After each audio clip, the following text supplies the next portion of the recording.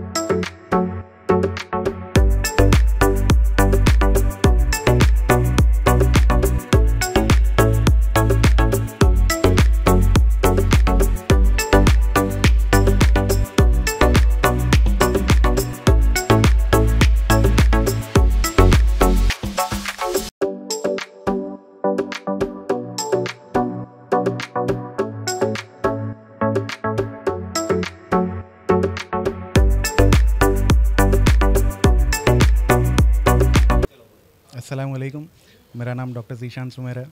आज मेरा hospital city के डेंटल एंड इम्प्लांट हॉस्पिटल का आज मकामी MLA N M Srinivas Reddy sir के हाथों इफ्तिताह हुआ है और उनके साथ जो है दीगर पॉलिटिशियंस जैसे कि लक्ष्मण यादव सर और जो है विनोद कुमार सर और बाकी के जो है सिराज खादरी सर, उन लोग आके मेरे को हॉस्पिटल का इफ्तिताह किया है।